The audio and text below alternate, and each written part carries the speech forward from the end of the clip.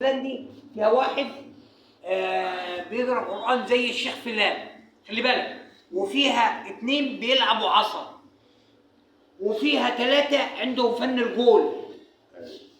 خلي بالكم معايا. فانا كده العصا دي معمول في التخطيط طبعا، يعني ولا زال بقاياها كانت هتندثر كتير، يعني موضوع هي اللي هتندثر. فن الجول ده بيبقى ارتجال بعكس الحكي. الحكي ليس فيه ارتجال اطلاقا. واخد بالك؟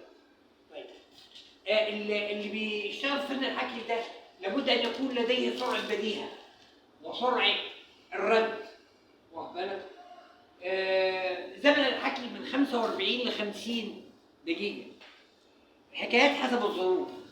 حكايات ايه حسب الظروف؟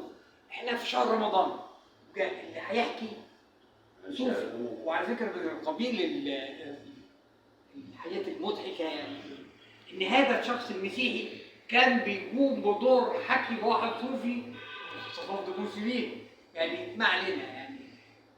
هي موهبه برضه. هي موهبه. كان بيطلع ما تدخلش في الجنة. مالهاش فعلا بالعقيده، مالهاش اي علاقه بالعقيده. ماشي. طيب للاسف موهبه انا الحكي، بختلف معاكي في الجزئيه اللي بتقوليها دي. موهبه الحكي للاسف مفيش اي دوله عربيه عملتها مرتين الا متصلين غير ببعض. دوله واحده. خليكم معايا. الحكي كموهبه، وهنقول ليه بالتفصيل بعدين. دوله واحده هي الاردن. كل لا كمهرجان مفيش. انا دورت على مهرجان للقاهره، في القاهره حكي. ممكن انا اتفضل يا استاذ.